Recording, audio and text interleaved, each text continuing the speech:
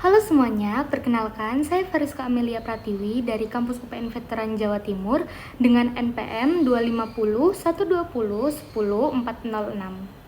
Nah, di kesempatan kali ini saya akan memberikan tutorial atau menunjukkan cara gimana sih cara kita menganalisa dan mengolah data dari penelitian yang sudah kita lakukan ya teman-teman menggunakan Excel.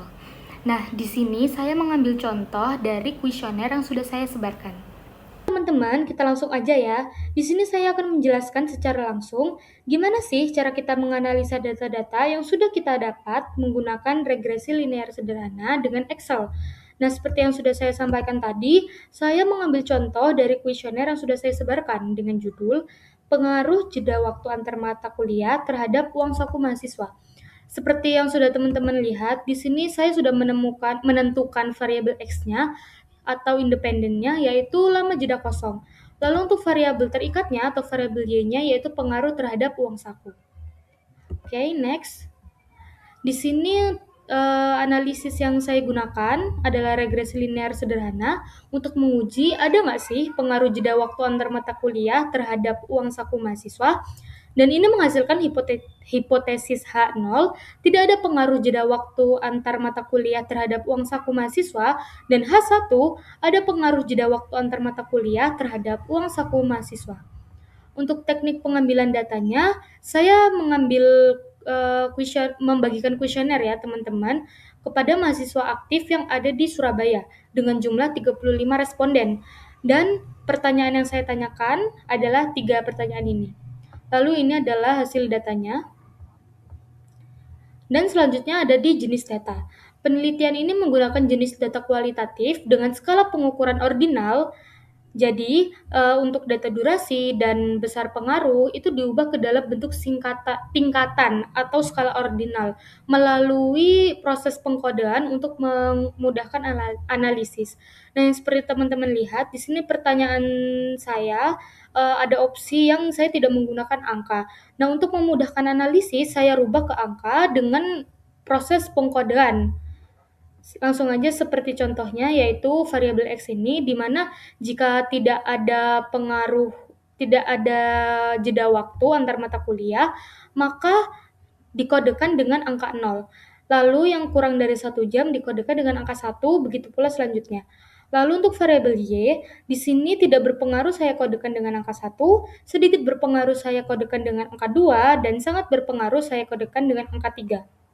Untuk level signifikasi, saya menggunakan 0,05 karena merupakan standar yang umum dipakai dalam penelitian sosial.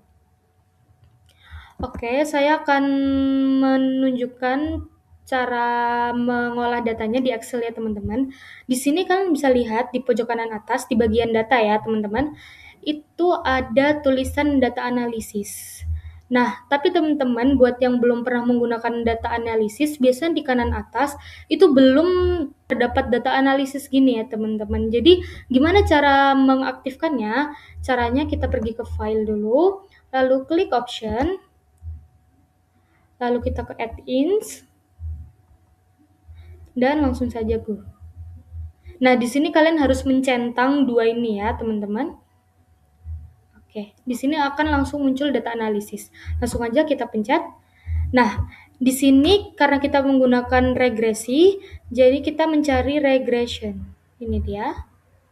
Nah, di sini, mohon maaf, di sini kita disuruh menginput variabel Y.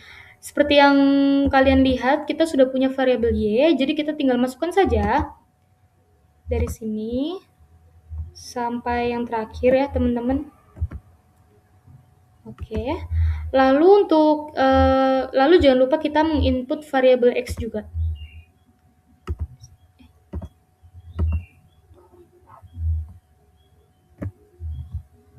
Oke.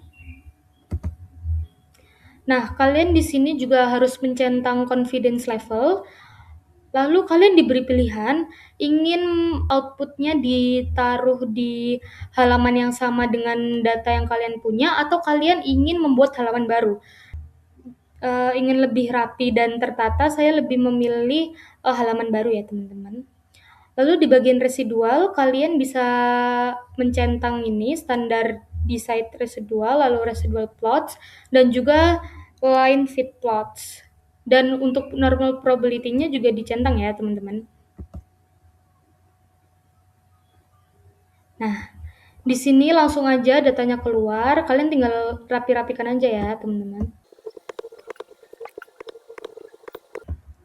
Oke. Oh ya, di sini juga ada tabel untuk mengetahui info lebih lanjut tentang data kalian. Di sini saya rapikan juga data yang.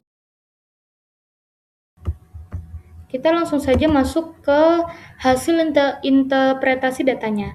Jadi yang pertama ada koefisien determinan atau R-square-nya di angka 0,0840. Ini saya dapat dari mana? Ada di bagian tabel pertama di bagian R-square ini ya teman-teman. Mohon maaf, ini saya tandai dengan warna kuning. Itu adalah R-square-nya atau koefisien determinannya. Itu menunjukkan bahwa variabel X mampu menjelaskan variabel Y sebesar 8,40%, sementara sisanya 91,6% itu dipengaruhi oleh variabel lain. Selanjutnya ada korelasi R. Saya mendapatkan angka 0,2899. Di mana saya dapatkan? Ada di bagian sini ya teman-teman, di tabel nomor 1 juga, di multiple R ini ya teman-teman. Ada di situ. Ini menunjukkan bahwa adanya hubungan positif yang lemah antar variabel X dan Y. Yang ketiga yaitu ketidakakuratan dalam perhitungan atau standar errornya ya teman-teman sebesar 0,54127. Itu didapat dari mana? Ada di bagian standar error sini ya teman-teman, masih di tabel yang pertama. Ini ya teman-teman, itu adalah standar errornya, menunjukkan bahwa besarnya rata-rata kesalahan prediksi terhadap nilai aktual. Dalam penelitian ini, dia menunjukkan bahwa tingkat kesalahannya itu masih dalam batas wajar.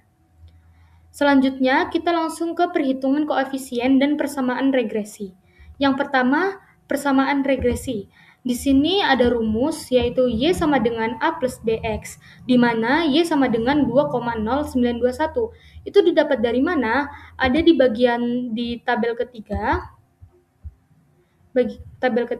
Bagian kolom koefisien dan baris intercept. Di situ ya teman-teman.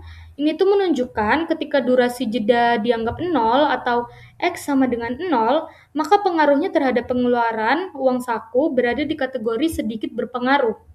Lalu selanjutnya B-nya ditemukan di mana? Dia ada di bawahnya nilai tadi ya teman-teman. Ada di sini. Kolom koefisien dan baris X variabel 1 di bawahnya ya. Dia menunjukkan bahwa durasi jeda antar matkul berpengaruh positif pada pengeluaran mahasiswa. Jadi setiap naik satu tingkat durasi jeda akan meningkatkan pengaruh terhadap pengeluaran sebesar 0,1975. Selanjutnya ada di uji signifikasi koefisien regresi, di mana nilai hitungnya yaitu sebesar 2,9358. Itu didapatkan dari mana? Ada di tabel ANOVA ya teman-teman, di tabel kedua, yaitu di bagian F, kolom F, di baris regression. Dengan tingkat signifikasi sebesar 0,0963 itu didapat dari mana? Ada di bagian significance F, ini dia 0,096.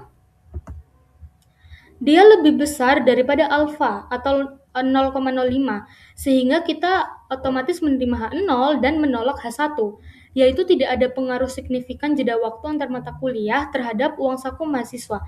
Nah, di sini kenapa saya ketik tidak ada pengaruh signifikan? Karena jika saya hanya menulis tidak ada pengaruh jeda waktu, maka itu adalah kata-kata yang mutlak, berarti tidak ada pengaruh sedikit pun atau pengaruhnya adalah 0. Sedangkan di sini di koefisien regresi dia masih memiliki pengaruh sebesar 0,1975 gitu. Nah, selanjutnya ada di taraf nyata. Kita sampai di taraf nyata, yaitu sebesar 5% atau 0,05. Selanjutnya ada t-tabel. Nilai DF digunakan untuk mencari t-tabel. Nah, T-tabel sendiri itu rumusnya alfa per 2 dibagi DF, di mana DF itu sama dengan N minus K, di mana N itu adalah jumlah responden yang kita punya, dan K adalah jumlah variabel yang akan kita gunakan. Nah, kita masukkan dulu alfanya adalah 0,05 per 2 dibagi 35 dikurangi 2. Dan di sini hasilnya ada pada tabel distribusi T. Lalu ini adalah hasil akhirnya yang kita punya. Oke, untuk T hitung itu 1,7134 itu saya dapat dari mana? Ada di bagian tabel ketiga, bagian ini ya teman-teman, kolom T stat dan baris X variabel 1. Di situ ya teman-teman. Di mana T hitung itu lebih kecil daripada T tabel. T tabel ini yang kita hitung tadi ya teman-teman, sehingga dapat disimpulkan bahwa tidak ada pengaruh variabel X dengan variabel Y. Dengan demikian, durasi jeda antar matkul tidak berpengaruh signifikan terhadap uang saku mahasiswa.